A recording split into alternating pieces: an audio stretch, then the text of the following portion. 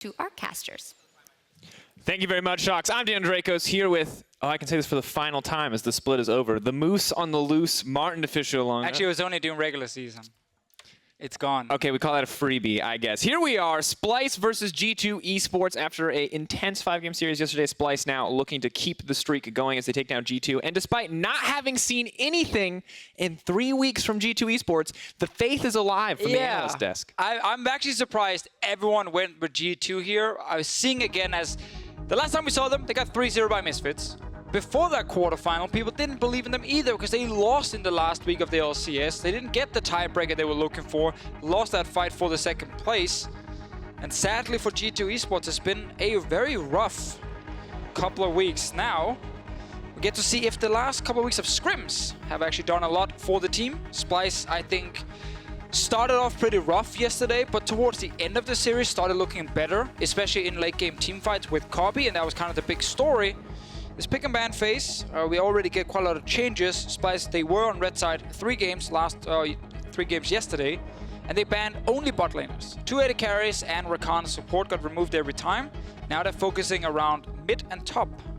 Not surprising to see that they aren't as worried about Hjärnan as they were about the Hansam and Mickey X duo, notoriously strong in lane. But the Swain ban is interesting. Rise, standard, I think, to take away from PerkZ, a very powerful pick in the meta, but we have to assume Splyce knows something about the G2 goals that we do not. The moment I see the Swain ban, I'm like, okay, Wunder can play Swain top against one of the blind pick tanks from Odoamne. That could be a very tough lane for Splyce to deal with, and they maybe do not want to give Wunder a free carry on top side, but this is what I like. Because, Drakos, we talked about Wadid on Tam Kench. It's a G2 thing, they love it, but it means that he can't actually do what he's good at, which is playmaking and engaging.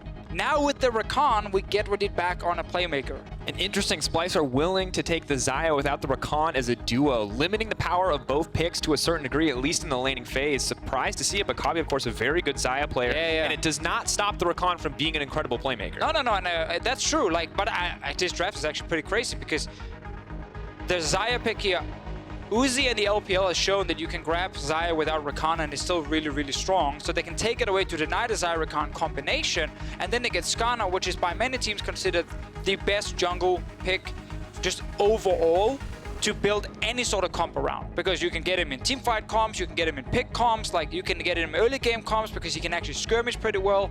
So Skarner is just like super easy to fit into any draft. Jankos, on the other hand, he's on a Xayah now. It's not about the early game, it's all about the late game. Interesting to see that priority change. I mean, the Skarner kind of expected, but the Xayah has been a pick that's been rising in priority since we saw Broxah really pull it out in the finals. That's where I feel like it really started to make its impact known, especially yesterday in the hands of Xerxe. Massive CS deficits early on, but was just such a huge force for the team in the mid to late game to keep the fights going, to keep the fights turning in the favor of Splyce. And now as we enter the second ban phase, we have to wonder what's the priority going to be. G2 have gotten the Urgot. Yeah. It is still by nature a flex pick. Of course. And we don't know where it's going to go yet. I mean, we should assume they can play it in both lanes, as you just highlighted right there, and maybe the Swain ban, if they were trying to take Wunder off a potential carry. Didn't really work if he can just grab the Urgot for himself. We are expecting Odoamne to play a tank. It worked yesterday for the team. It was a big change compared to the quarterfinal where he struggled on some of the different like split pushers on top side. The Alistar as well I like, because Rakan needs to be very careful in lane. Like if you try and go in as Rakan and you get instant CC'd by Alistar, you most likely get bursted down in no time. So I think the Splyce bot lane, it's a smart thing in the pick and ban phase. I'm just really looking at the Xayah from Jankos, because he's been probably the most coin flip jungler we've had all split long. Like one game it's the First Blood King 4-0 and we're like Jankos is back, and the next game he dies 4 times in a row before we even get past 10 minutes. Xayah doesn't need to do anything on in the early game. He can get to level 6 first. And historically, it is a good pick for Jankos. Last time he played it was in the spring finals against Fnatic. He's 10-4 overall in his EU LCS career on the pick. So it is the definition of a comfort pick for Jankos. It does usually look good in his hands. So if you're G2, kind of makes sense to start with something that has been successful in the past. But with LeBlanc and Aurelia banned out, as well as the Varus, G2's carry options are limited, and Splyce going to get that final counter pick. Yeah, Splyce, do you just want to grab your blind pick top lane here, whatever tank you want, and then wait so Nisqy can counterpick PerkZ? That is something that would make a lot of sense in the pick and ban phase, unless they feel like they should pick forward on the last to see if he wants to play carry on top side. But it is, as we just mentioned, a dog champion, the blind pick Maokai. And Odoamne doing what it takes to win right now. Not playing the flashy champions, knowing that he can support the team with the tank, and the sheer amount of CC right now on the Splyce lineup Hjärnan. is pretty terrifying. Now the Ezreal would be a safe pick. The Jhin much less safe, but would offer a little bit more support if the G2 comp wants to engage, wants to get aggressive. Hjärnan, an okay Ezreal player, but not the likes of Upset. One of the few Ezreal players we've seen really pop off on this champion. Have to wonder if Hjärnan could do the same thing here up against Kobbe after Kobbe's excellent performance yesterday. Yeah, I mean, everything so far screams leave the bot lane on its own after they didn't get the Xayah Rakan combination. Play around the Urgot instead. Either will go mid or top, and that's kind of where you can look for kills, especially against the Maokai. I'm expecting Urgot top lane at this point for Wunder. And with the Corki pick, it should definitely be Urgot top lane on the side. And you also get a bit of consistent damage now with Corki coming in. Will we see the Casio coming out from Nisqy? Or the Kassadin. Kassadin, also an option. Old school counter pick. Overall, of course, Corki's autos turning into magic damage. Pretty awkward against the Kassadin passive, reducing magic damage. But Splyce really taking their time here. Do they want that scaling pick in the mid lane, or do they want something that can impact the game just a little bit earlier? And the Zoe coming in for Nisqy. Comfort picks coming out for Splyce. I mean, he was a Zoe one trick during the split. It was like 10 games of Zoe and then 1 game of 5 to 6 other champions. And now, sadly, the graphic proves me wrong instantly. It was 8 games of Zoe. Thank you, stats team. Just killing my numbers right there. You can BS like 9 times out of 10, but the 10th time they're gonna have that graphic. They had it ready. No, they're gonna call you out. He was a Zoe one trick. Look at that KDA. I know we normally shouldn't highlight that too much, but 14.4 in 8 games. Even in the games where Splyce were struggling, Nisqy was clearly destroying people, roaming, taking out people in those just ridiculous exchanges where he connects the Sleepy Trouble Bubble and makes everything happen. But we've seen a lot from Splyce. Deficio on the opposite side. I think G2 is where we have so many questions, because we have this kind of speculation about what form G2 will be in. We look back at Funnel, we look at some of their good games in the second half of the season, and the reality is we don't know what level of G2 to expect going into this series. It's very true, but I also kind of feel like we get a little bit biased based on the name of the organization, because it just, G2 Esports, they have to fight for the world's seed here. They have to be one of the best teams in Europe just based on the organization name, ignoring the players. So we actually all want G2 to show up in this series, but at the same time, the Splyce Miracle Run, first time it could happen in Europe, that you go as the last seed in the gauntlet and you make it all the way to Worlds, is a fantastic story. And we know there are a strong BO5 team. So I'm expecting this game to actually be super, super competitive between the two teams. And I think yesterday was a bit of a warm-up for Splyce, and they got better and better and better. Time to show today that they actually are now even stronger and can beat G2. This is the difficult thing about the gauntlet. Played a best of 5 yesterday, all 5 games. Today, Splyce will try again as they go toe-to-toe with G2 Esports in Game 1. Final round.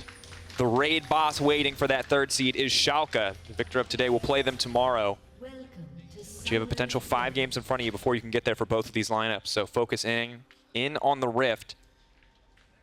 And I really want to follow Xerxe in the early game on Skarner here, because when you're against a Zac, you're not expecting a whole lot of fight coming out of the other jungler. So you have a lot of free time on Xerxe's side to actually focus on getting, controlling the river. You can look for even an early gank on your side. Oh, let's see on top side. Wadid snuck in behind Odoamne. Okay, look for the knockup. Odoamne will get caught out. Wonder what build is he going to start with. Not going for anything too aggressive here. Disdain comes out and is going to back up. PerkZ, rather. So nice little level 1 trick, just like sneak in behind there for Wadid, and Wunder is going to stop a recall.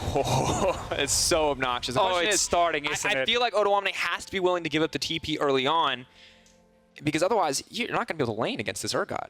One of the last weeks of regular season, we had G2 Esports against Splyce. And G2, they played Jarvan top lane with Talia jungle for Jankos. Do you remember that game? They camped Odoamne like 3-4 times in the early game. They killed him every single time. He had to walk back to lane multiple times. Oh, that was the game where you said he bought boots just to run in and die faster. Exactly. Only with boots. Now, when I looked at this matchup, and I said this yesterday in PGL, I felt like this matchup was better suited for G2 against Splyce than, let's say, G2 against Misfits, because Odoamne is a fairly easy target in the early game. Like, he wants to trade top side. He's not exactly the guy who just sits super passive. And he doesn't always get help from his own jungler in case he is getting ganked. So I feel like this matchup actually allows G2 to play to top side a lot more, which is exactly what they want as a team, and also why they're drafting Ezreal on bottom side for Hjärnan. We could actually see Jankos and Wunder work together and beat the duo that brings G2 to the second round, or next round. Could also potentially go for the mid lane pre-level 6 on that Zoe. Don't see it happening quite as much. Both mid laners seem potentially just content to farm up. But I like the Ezreal paired with a playmaking support. We've seen it from so many teams this season, Deficio. Ezreal, you can leave him in lane on his own. He's going to be fine. He's not going to die. That frees up players like Wadid to roam. And you're already seeing a little bit of that right now. Using the lane pressure to his advantage to roam in and place down a bit of early vision to track Xerxe. Yeah, I think a lot of people have kind of forgotten what Wadid used to be before he actually joined G2, where he was a huge playmaker. Like the Alistar was a famous pick for him. The Xayah Rakan combination with him and Hjärnan was very good because he was such an aggressive player on Rakan. We mentioned how Xerxe can fight in the river very easily, and he is getting full control topside. Scuttle is his bot side. He grabs it as well, and Jankos on the Zac, like, you're a useless blob. Like, you're not going to do anything. Sadly. And they know it, at least. That's the good news. G2 don't try to force anything there. They just accept defeat. Don't even try to contest on the smite. See the Alistar leaving. They know they don't have the advantage early game, but they know that's not why they picked the Zac. We will wait for a few more levels before we start to set any kind of larger expectations for Jankos. Yeah, and I think Zac is actually a super, super good pick. And it was a bit underrated, especially in Europe, until I feel like we got to see it in the LCK finals, when it kind of surprisingly got locked in very early, even blind in some of the drafts by Griffin. And it was super, super good as long as you do not fall behind the first couple of levels. Because you are one of the best gankers later. You are one of the best scaling junglers, because your teamfighting presence is fantastic. Bot side a little bit of a trade.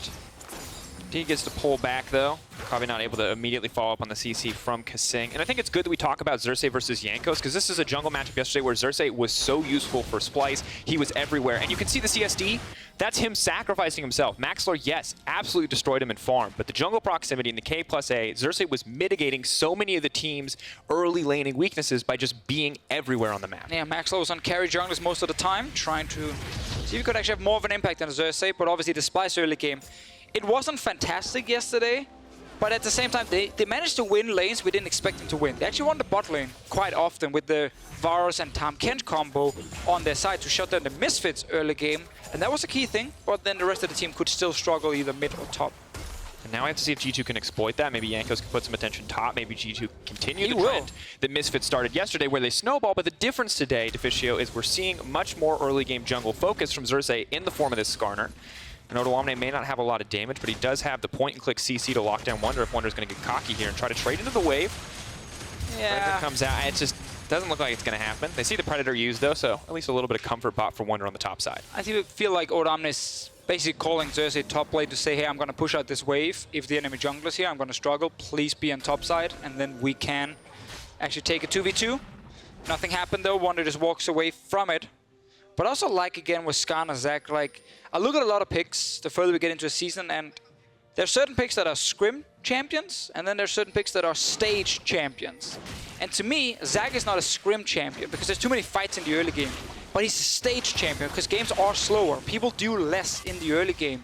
So he gets past these couple of levels here, gets to the point where he can be an insane ganker, and then he will suddenly take over the game. And the same thing for Skarner.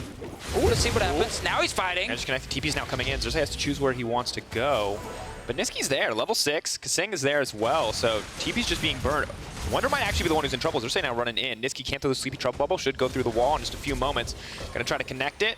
Good dodge from Wunder. Now backing off the exchange. Wunder got baited right there by his own team. They were calling for the fight in the river. Didn't realize that kaSing and the rest of Splyce had already moved from the mid lane to simply stop them from actually killing Xerxe. They lose another Rift Scuttler. It's the third one now. They've lost over to the Skarner. And we will notice that in the experience difference. But anyway, not the end of the world for Jankos. Specifically, he just wants to get his level 6. And Xerxe, same thing for him. I think once he hits 6, first gank on his side lane. You can go bot lane, you can kill Wadid 100%. Mid lane, it's going to be a little bit harder to actually get to PerkZ, and he can stand pretty close to his turret. I mean, there's also a flashless Urgot when you have a Maokai top lane. When Nisqy is currently pushing PerkZ in, things are going pretty well for Splyce in the early game. And I'd say this is a bit of a change from what we saw yesterday. They look much more comfortable, and it also feels like they're setting themselves up for more early game success. It's true, but do you remember start of the split when G2 would win every early game while playing Funnel? I do remember that, yes.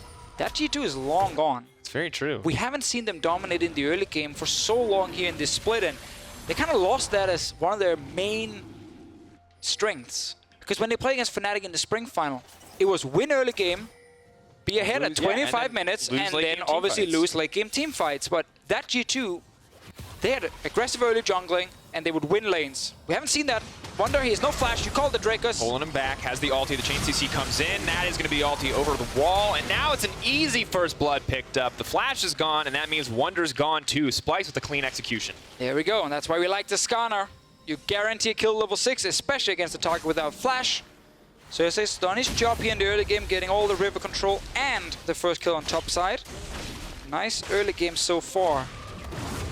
Shutting down the Urgot, always good news. You know, this is a champion that can take over these tank matchups with the percentage health damage that he has on the shotgun legs, on the echoing flames, but not going to happen today. We'll still be able to farm comfortably in the 1v1, but always kind of has to be scared of Xerxe coming back to the top lane to just rinse and repeat.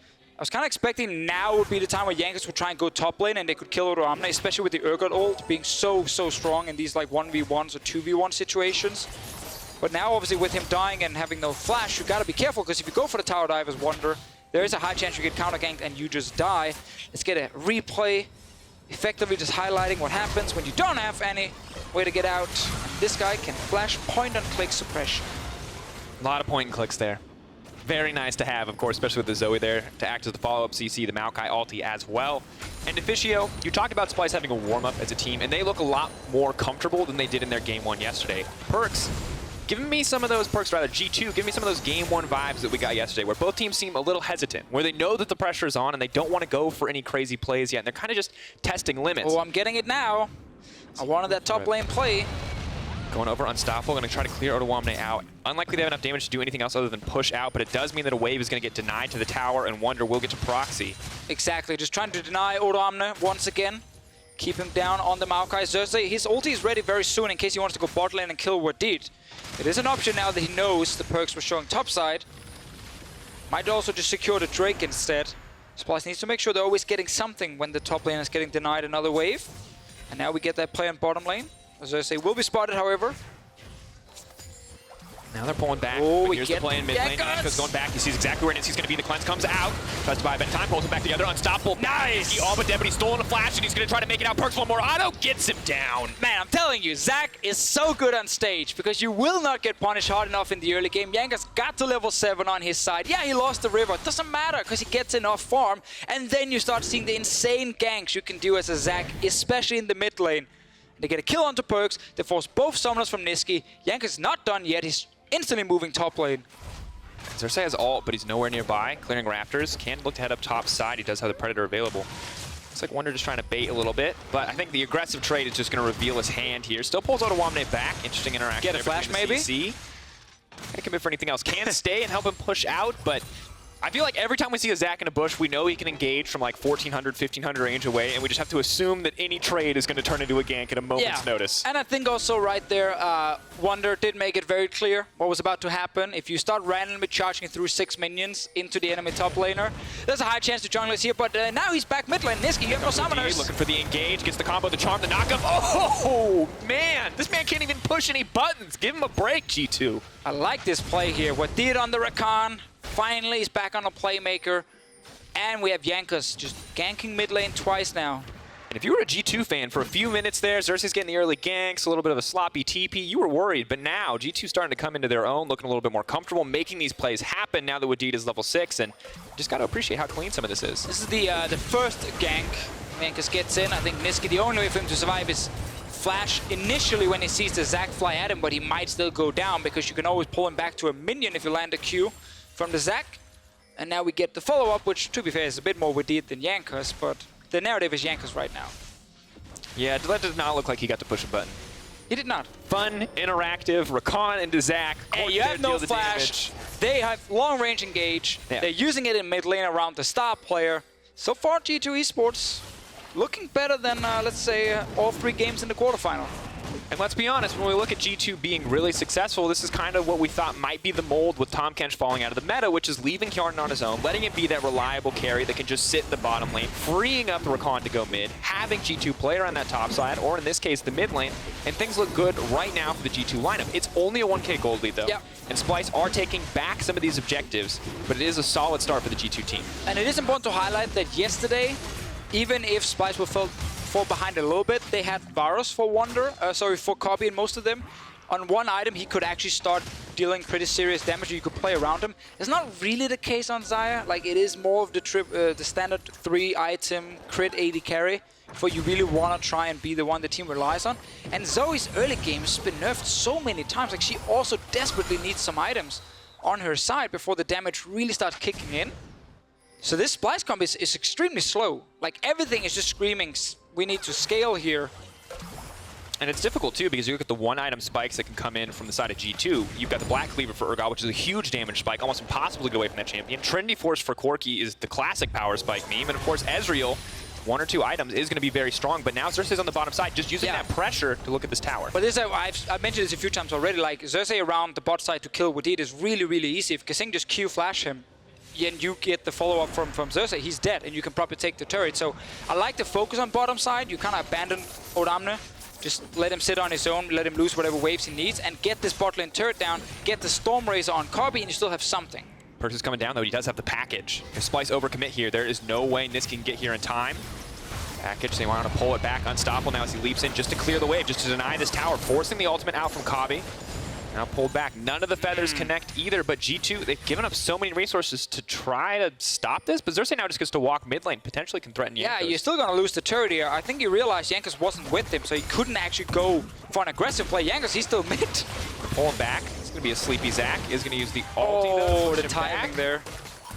Now pulls away. He was just trying to disrupt, trying to keep the wave clear, but the tower's still going to drop. Tower first blood for Splyce, and evening up the gold difference that G2 managed to build up earlier. Yeah, right there, I would have loved to see Jankos actually follow PerkZ to the bottom side if they were going to do something with the package and not just kill the one wave, because otherwise Splyce would just get the turret on the next wave. But I guess, if you ever wonder how it feels like, you know, getting camped in the mid lane, if the enemy jungler is ganking you even without his mid laner being there, you're truly getting camped. Like, he actually jumped in without... The good news for Nisqy right now is it's a Zach, and he does almost 0 damage. A lot of CC, definitely feels menacing, but, you know, it's in the back of his head every time that Zach leaps in. Is there someone else here to actually do damage? Do I need to be scared? Good on Jankos. Keeping him spooked. Now, Rimtail proc there, but just going to be aggroed into nothing, and Odoamne actually doing a good job of controlling the top side, losing out in CS, but keeping up the pressure. As Wunder does finally go Wadid forced now to check this Herald. Doesn't want to give it away for free. Yeah, swapping at least. Let's see what Hjärnan decides to do. He's in base at the moment.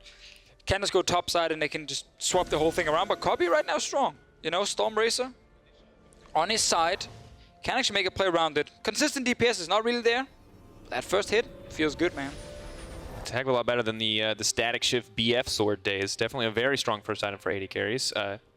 The ideal one at this point gives you a little bit of everything. Is it enough for them to get a greater advantage here? You can see Splyce bottom lane hiding in the bush, hoping to catch someone off guard. Yeah, I really need to see Xerxe with the flash ulti. It's actually been up for quite some time for him right now, but he did secure the bot lane turret by just kind of hovering around. I think right now you really have the tools to create that one kill that gives you another turret into Rift Ult on top side. I don't think doing something bot lane makes a lot of sense for Splyce. It's too risky against this Urgot with Black Cleaver. So I really need to see Skarner after he kills the bot lane camps, move up there and make a play around the Storm Razor AD carry. And Splyce have been trading blow for blow thus far, but I really like the way G2 and PerkZ are setting up this mid lane. The Trinity Force just lets him cut through that tower. Nisqy has to be careful. If he leaves the lane one more time, they will lose mid lane for pretty much nothing in exchange. Our friend Jankos is around mid. All I asked for when I saw this G2 lineup get introduced a year ago was Jankos and PerkZ play around mid. Just like perma-gank mid lane. We thought it had to be the best jungle mid duo. On paper, it should have been the best jungle mid duo, and they've been struggling. But this game, they are making a better case. See if Jankos does want to push forward. It's just going to be the mid lane tower for now. Splyce, I think, knowing that they're the weaker team, at least for right now, and not looking to commit to any of these larger fights. And they know they're weaker in mid, but top is where they're trying to do stuff. kaSing will take a bit of damage on the way out. Kobbe did get some damage on top lane turret as well. And Splyce are trying to get control on the top side, but I didn't see the entire team actually really commit to anything there, and because they're already losing mid so hard, they couldn't really defend. They're actually starting this Rift Ult with everyone on top side already. G2's around. Jankos can just engage. He's Zach. I think they're trying to bait the fight. They have the Alistar, they have the Skarner. Nisqy can in theory just delete. Someone did just lose the He's going. Though. A bit awkward. Jankos is going to go in right in the middle of the team. Is going to try to knock it back. Unstoppable though as he pulls back. Wants to get out to safety. Nisqy now going in. Knockup is going to be interrupted. Beautiful stop by Odoamne there to keep Wadid out of the backside. And PerkZ Struggling to throw out any damage. Jankos just going down. Well played by Splyce. Oh, Wunder didn't have teleport on his side, so he couldn't actually join the fight instantly. That's why G2 were hesitating. That's also why Splyce could start this Rift Herald here. They were confident in the potential 5 versus 4. They get the objective. They kill Jankos as well. Big win here for Splyce, especially because they're still getting damage on this top lane turret. Feels like G2 are trying to get a lot of stuff happening around mid, but this one fight, because Wunder actually couldn't go TP, he couldn't join. I want to see it one more time just to see how Odoamne impacted that fight, because I couldn't tell if it was a Twisted Advance or just the ultimate that stopped the Rakan from doing anything. We can take a look at it here, but you see Wadid wants Nisqy in this fight. Yeah, and look at the bottom lane here. You can see Urgot needs to walk all the way. So when Jankos jumps in, instant TP comes in from the Maokai, and now it's 5 versus 4, and Wadid is not getting in. He actually got rooted by the ulti of Odoamne, it looked like, and right after Odoamne managed to lock him down in place. Just when he flashed forward. Unlucky timing for Wadid, but Odoamne making an impact on the Maokai. And good confidence coming in from the Splyce lineup to just go all in on that play. And G2, you can see a scattered call. Jankos goes in, he goes, guys, let's go. And everyone else is standing behind that teammate saying, we're not so sure about this anymore. Maybe it's time to back it up. Yeah, just a great call from Splyce, knowing Odoamne could TP in so early. Not sure if Jankos thought that maybe Wunder could have joined quickly for that play. Kobbe's getting a free top lane turret right now. One for Nisqy, Jankos backing off, just threatening. Another tower does go down. Gold just continues to be even. CS advantages in top lane, really keeping G2 even thus far, but otherwise Splyce seem to be doing quite well. I guess the jungle proximity for Jankos around mid is like 50% this game. He's really been in no other lanes. I want to warn you that they can track that stat and that they will show a number that's not 50% momentarily. Just show 50%. The viewers have no way of actually checking if it's true or not. That's true, but I was just told it was 12.7. Close to 50%. Regardless, Splyce now taking control of the mid lane where Jankos spent half of his time, if that's what you think 12.7 means. Yes. And then Herald's just going to continue to charge. Deficio, what are G2 doing? This is 2 towers They're sleeping, man. They're trying to get a Drake at the moment. Once again, you talk about a warm-up yesterday. Rift Herald is going to get a charge, it looks like, on the inhib tower as well. G2 so confident in a few of those early game plays, but it's time to wake up. You cannot be giving up 2 mid lane towers like that. Still the gold, though, just about dead even, but Splyce should have absolute control of the mid lane. Yeah, so the last 2 minutes, Splyce get a Rift Herald, kill Jankos, get the top lane turret, put the Rift Herald mid, get 2 turrets in the mid lane, and all they lost was on bottom side a turret and a Drake. Where is this gold coming from? Oh, it's Klepto. Ezreal Klepto is helping him stay up with Kobbe, despite the kill difference, as well as the coal. But that's only, it's not even enough. Coal, no, there's nothing right there. It's just 300. I mean, you see a farm difference top lane. You see a small farm difference as well in mid and bot lane. So there is some extra gold for G2, but Splyce getting 4 turrets down when we were just talking about how, with especially the Zoe in mid, like you need time now before you can really start one-shotting people.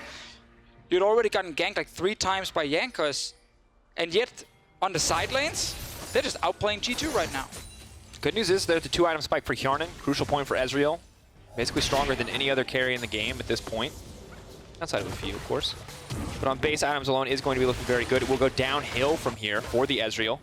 So trying to use that as best he can to pressure out top lane, but no vision and no tier 1 tower means he has to be careful about how far he pushes up. Xerxe and kaSing looking for that kill if they overstep, and Odoamne is here as well. Exactly, and Kobbe can go back soon and get a BF sword. They're actually starting Baron.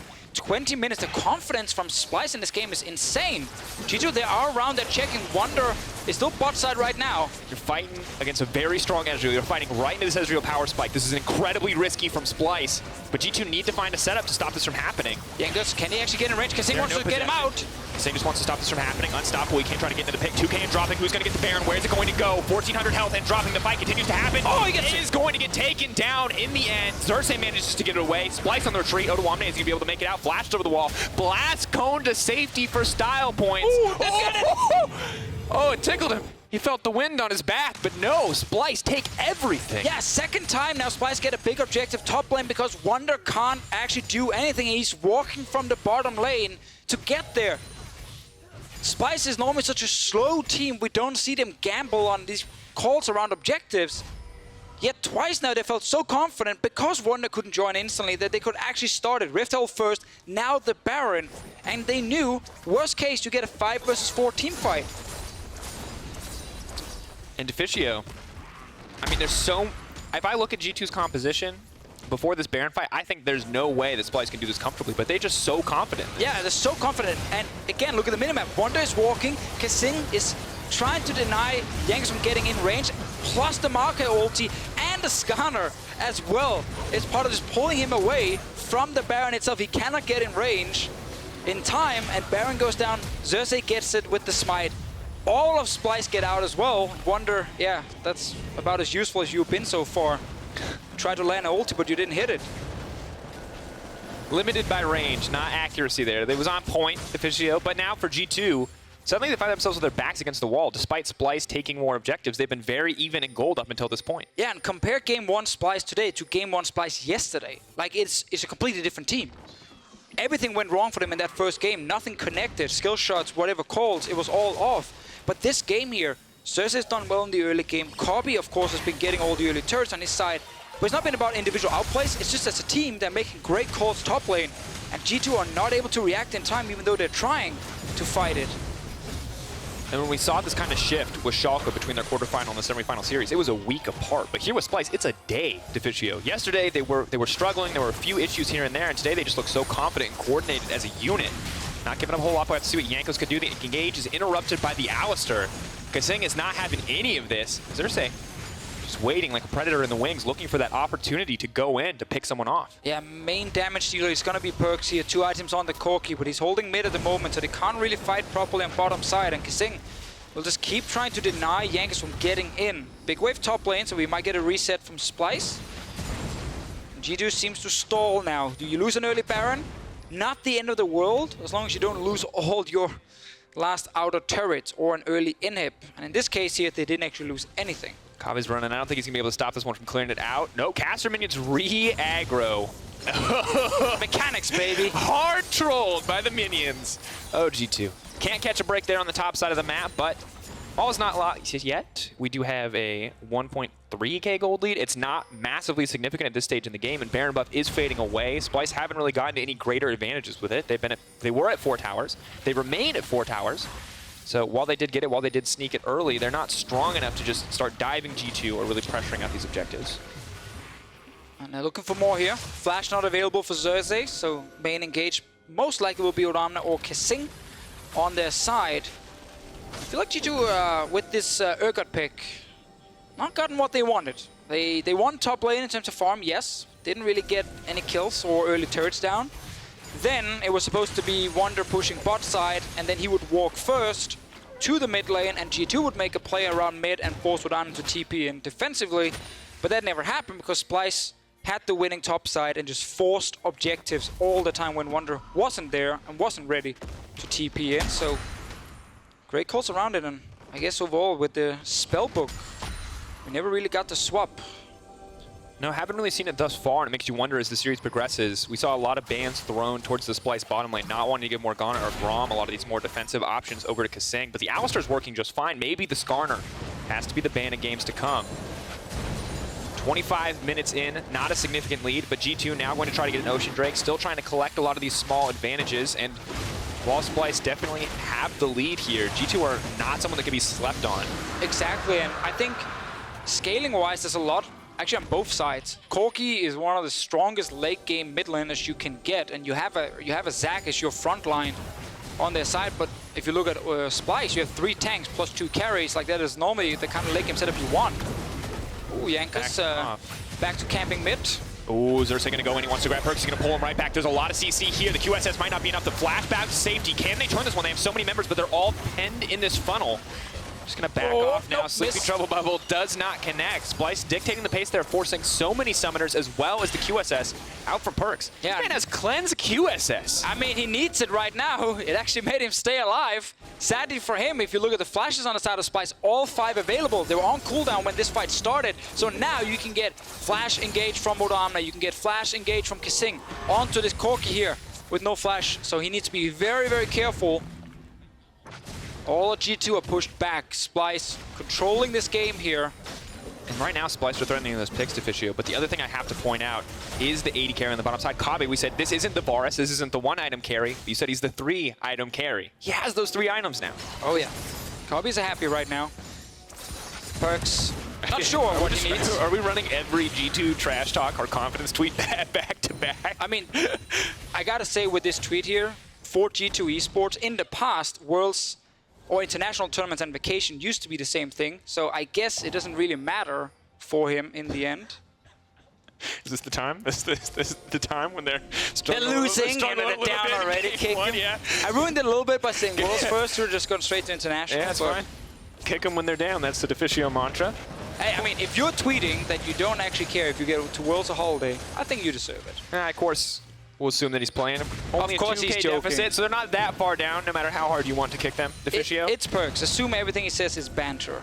I would assume so too. And the good news for them is they have a second tier stacking up for Hjärnan.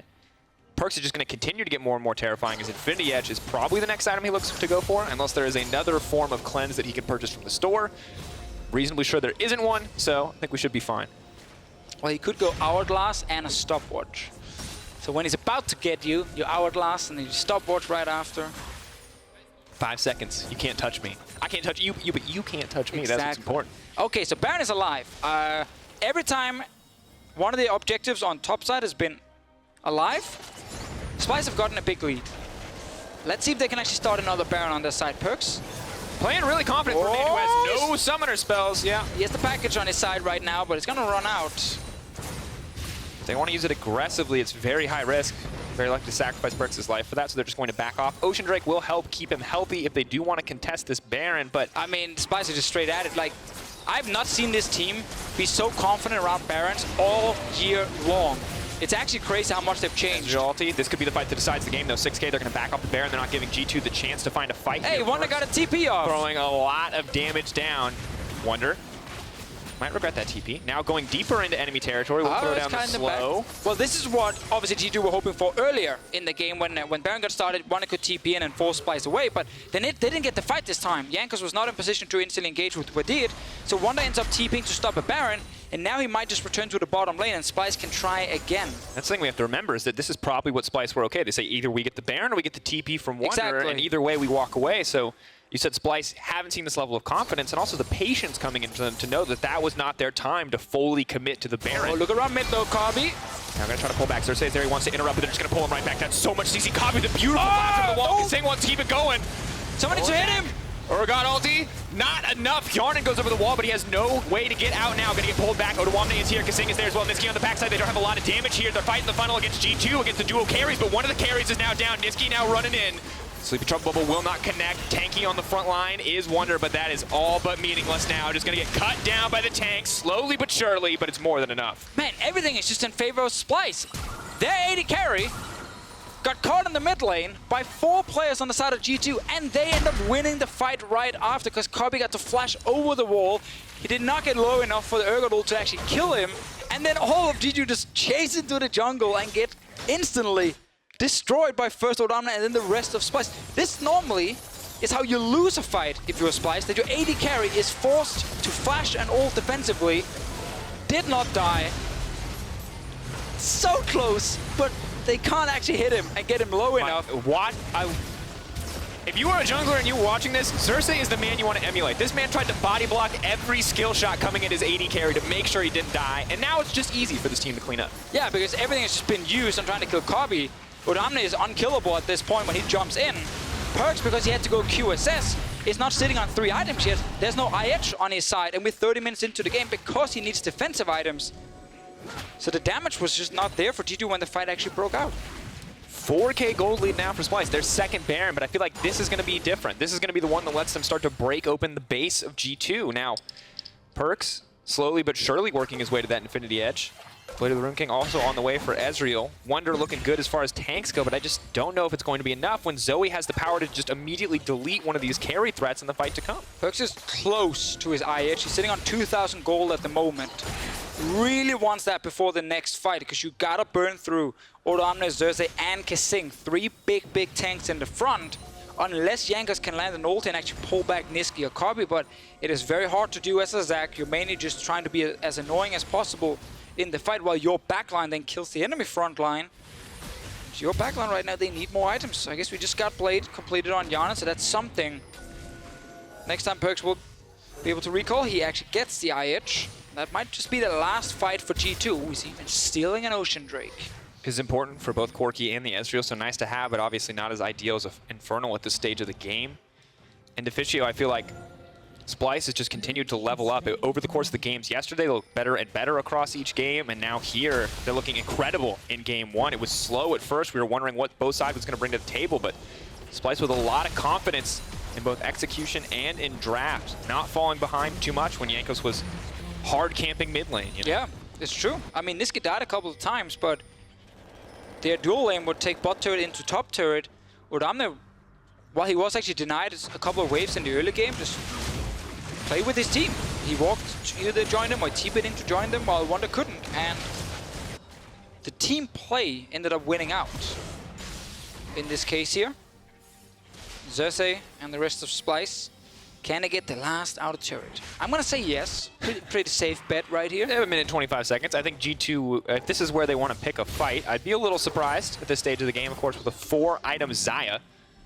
But now PerkZ going to getting be it. a 3-item PerkZ, 3.5 if you want to generously call the QSS that. Will be crucial. All it takes is for this tank line on the side of Splyce to make a mistake, to open up these carries. To either the Urgot, Oh, that's the to first the hit. Corki. PerkZ just returned. Get Kobbe down to, what, 55% HP. He's engaged. To the back line, buying a little bit of time. All the CC has been burned on the tank. This is the time. Nisqy trying to pull back in, but no, the Skarner saves the ulti to turn it back. Jankos now running. Passive has been procced. G2 have to play beautifully here if they want to make it out of this scenario, because Splyce are just continuing to apply the pressure. Jankos has managed to live. Jankos has made it out to safety. PerkZ now using the package to retreat, pulling back as Wunder trying desperately to stay alive, but one member has fallen. Splyce are turning the fight. Wunder all but dead, throwing out a desperation ultimate. Nisqy there to clean it up. And Xerxe, the hero right here for Splyce. He sees the Rakan was about to jump his AD carry without flash, and he instantly ultis Wadid in the air, stops the engage from happening, and then Kobbe and Nisqy stays alive, and they can actually turn the fight around and kill G2's front line. Odoamne bringing it back, and it's just style points right now, folks. Cleaning up house. G2, it was the CC of Splyce in the early game that led to those early picks. It's the CC of Splyce in the late game that denies the entry from G2, and a confident first win here coming out from the Splyce lineup. They took it to 5 games yesterday. They might just look for a 3-0 here. I mean, different team today with the calls. Aggressive shot calling, looking at Wunder saying, can it TP, yes or no? If not, start the Baron. Worst case, we get a team fight, 5 versus 4. Jankos tried his best, honestly. He got early ganks off around mid lane. He got PerkZ fed in the lane, but they couldn't deal with the 5 members of Splyce, just starting Rift Herald, then Baron, and then another Baron after.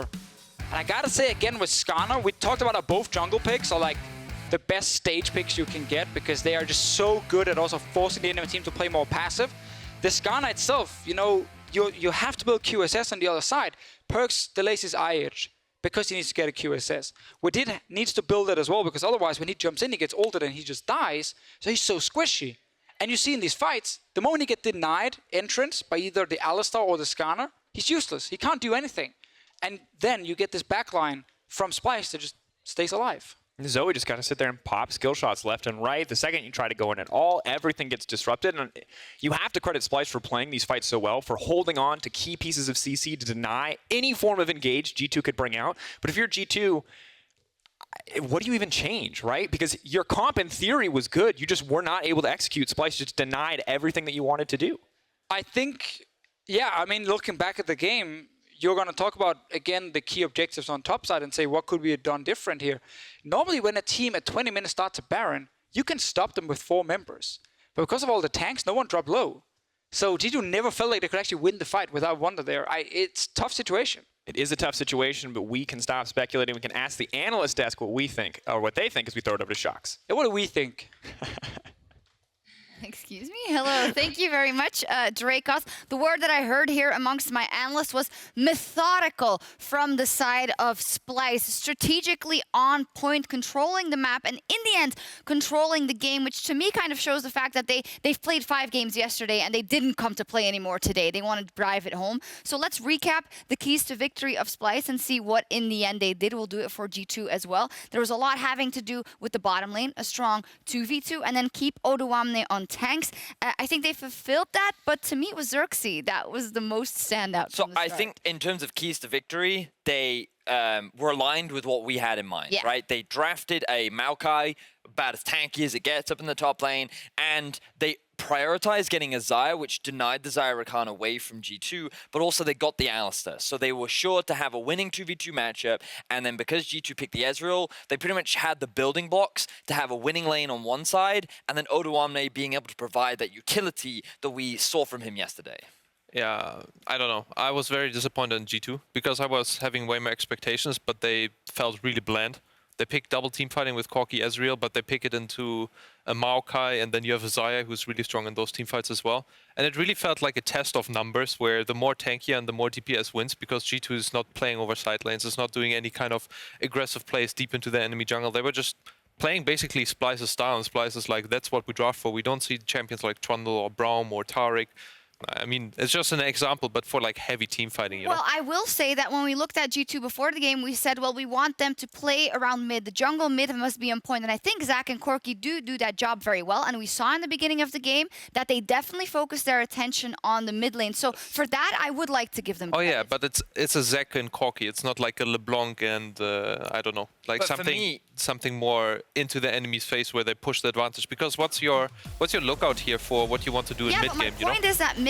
This was fantastic. Kind of what they have to do, yeah. That's true, but then I'm saying I think this is a lot about pick and ban right now. I think League of Legends generally right now, if you don't have a clear plan that you're executing, you're playing towards the enemy plan, and that you just got to play devil's advocate, before we said G2 needs a strong engage support for Wadid and needs to play around mid. So can't play them for doing that. I think what they do deserve a bit more blame for, and is maybe what you're alluding to, is the fact that they didn't seem to have a plan after. Splyce, on the other hand, they knew how to exactly play the map and get their advantages, even with getting killed twice in mid. And I think the pick and ban, I think the champions that they had, playing for the 5v5, it was still executable, but Splyce was just so much more comfortable with that. They had the Maokai who goes in with Aftershock having like, I don't know, 200 armor and magic resistance, tanking up everybody. We saw it in the later fights as well. And there was just no counterplay because the Ezreal and the Maokai really, the Ezreal and the Corki just take forever to kill this Maokai. And then you have all the backup and the follow-up DPS coming in. And really that's what we saw all the time. I didn't see the stand-up play. Even after the early snowball, I don't think giving the team comp that was like enough to put G2 over the edge, and that's what we saw. Disappointed from you is the impression I get, and I do want to be positive about Splyce. Oh, yeah. Much better game one from them than we saw yesterday, Vedius, and it was very interesting to me that on the objective front, even though the gold was even, they got that Rift Herald, they pushed 2 towers immediately, they got the Baron at minute 20, something of a proactiveness we usually do not associate with Splyce. Yeah, for me, I felt like Splyce played this overall extremely well in the sense that they were willing to try and force a lot of plays very early on. They had the winning bot side of the map where Xayah completed her first item very quickly, and then they used that to force the Rift Herald. They knew if they grouped up, they could just take advantage of the fact that Urgot didn't have teleport, and then they could look to force the play, and then this was a 21-minute Baron. Regular season Splyce never would have done this. They would have been way more patient, way more calculated, but no, they felt they were stronger. Urgot, again, wasn't in the fight, and they just said, let's do it. All 5 members had to flash out of the pit, so definitely wasn't the cleanest Baron, but the fact that they were willing to make that play, the fact that they were able to pull it off, and the execution was clean, this is great play from Splyce. Sheepy, from a coach perspective, how impressive is it that a team like Splyce, who the whole split, maybe the whole year, has played for late game and has never really been that proactive, especially with this Baron call, that they do it now in such an important series? I honestly believe that's great signs, and also shows that they're very comfortable right now in what they are playing. Honestly, I think Splyce went into this game after the pick and ban and was already thinking about what to do in the 20 to 30 minute mark. I think the Rift Herald that's been used in mid lane to get 2 turrets were super key for them to get like so much gold in the, in the pocket that they can actually get to this point. And yeah, I think even at the Nashor, you saw everybody had their roles. Alistar was perfectly zoning. Maokai was looking afterwards for the tank up, and then they were just finishing the Nashor. So yeah, really impressive stuff on Splyce, and I'm looking forward to game 2 from them. A night and day difference with the Alistar we saw yesterday from Mickey X, that because the team wasn't behind them, those plays didn't succeed. I just mean that to illustrate the fact that now Splyce was completely on the same page when they forced those fights. And I want to take a look at some of those fights. It became dicey. You always know that a fight like this can turn, and for me, G2 has the upper hand. They have the engage, but once again, Splyce play it too perfect. So I mean, the reality is Kobbe made a mistake here. He was overextended in mid, and G2 tried to punish. The problem for G2 is how they executed upon the following fight, because they hard committed to trying to kill Kobbe after burning his flash, with which Splyce were more than happy to turn around and punish. And the moment you funneled yourself into that choke point, it became very easy for Splyce to just tunnel in their damage and then win the fight. They turn that into a Baron, and then we see the next fight. And really look at the follow-up DPS. Look at PerkZ trying to do damage here. He's really getting like 2 or 3 auto attacks off, because first up he needs to build QSS against the Skarner, and then he is just not enough damage to kill the Maokai, the Alistar with ultimate, and the Skarner. And the Alistar is also after Sjokz. So honestly, playing this game from the carry perspective is so hard. Both Ezreal, Corki, and Urgot, to kill those 3 tanks and stay alive afterwards is almost an impossibility. But I will say, like, I know you're hypercritical of how you think the draft played out, but I do think at the same time that when you have a Corki and you have Xayah, you can invest resources into shutting down the Maokai early, especially with how hard Wunder was winning top side of the map. So I think that there was still ways for them to win that lane. Oh yeah, absolutely. But into every pick and ban you can go in and say, you know, this is winnable for the other side and whatnot. But you saw it like there firsthand that when Corki and Ezreal start auto-attacking the front line, For sure.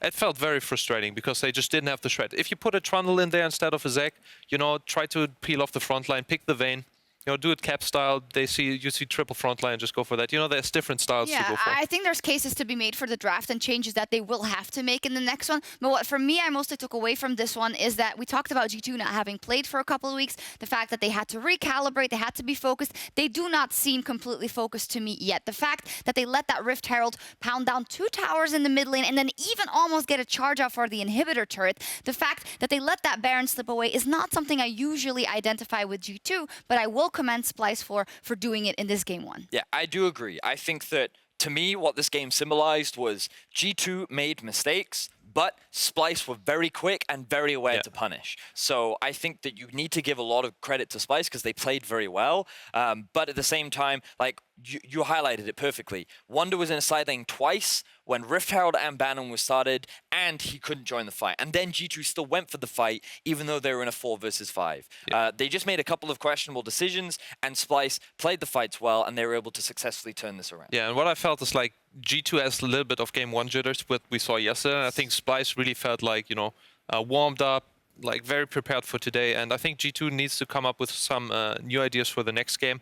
Honestly, I think also when they started the team fights, they need to be more on the same page. So, for example, in one of the team fights, PerkZ is not even able to auto attack, or they're engaging a little bit too early, or don't use the Ezreal poke. You know, then don't pick those champions, and then pick rather something else. And also props to Xerxe. So yesterday he seemed the strongest when he was playing Skarner. Overall, Skarner, I think, right now has a super high win rate as well, because this champion just forces QSS from the DPS. And yeah, honestly, I think maybe that's also an idea to tackle it, maybe not to give Skarner to Xerxe. I mean, it's what we saw in Madrid as well. Ban away the Skarner from Amazing, and it's a whole different story. A lot of question marks, and the alarm is not quite blaring for G2 yet, but they will have to win this next game to keep all hopes alive. They are fighting for the World Championship, and so is Splyce. And they are currently up 1-0. They have their eyes set on the 3rd seed. The fight for World continues right after this. We haven't seen that. Wunder, he has no flash. You called the Drakos. Pulling him back, has the ulti. The chain CC comes in. That is going to be ulti over the wall. And now it's an easy first blood picked up. Oh, we here's get the play in mid lane. Jankos going back. He sees exactly where Nisqy's going to be. The cleanse comes out. Tries to buy a bit of time. Pulls him back together. Unstoppable. Nice! He all but dead, but he's stolen a flash, and he's going to try to make it out. PerkZ one more auto. Gets him down. Hjärnan goes over the wall, but he has no way to get out now. Going to get pulled back. Odoamne is here. kaSing is there as well. Nisqy on the backside. They don't have a lot of damage here. They're fighting the funnel against G2, against the duo carries, but one of the carries is now down. Nisqy now running in. Jankos has managed to live. Jankos has made it out to safety. PerkZ now using the package to retreat, pulling back as Wunder trying desperately to stay alive, but one member has fallen. Splyce are turning the fight. Wunder all but dead, throwing out a desperation ultimate. Confident first win here, coming out from the Splyce lineup. They took it to 5 games yesterday. They might just look for a 3-0 here.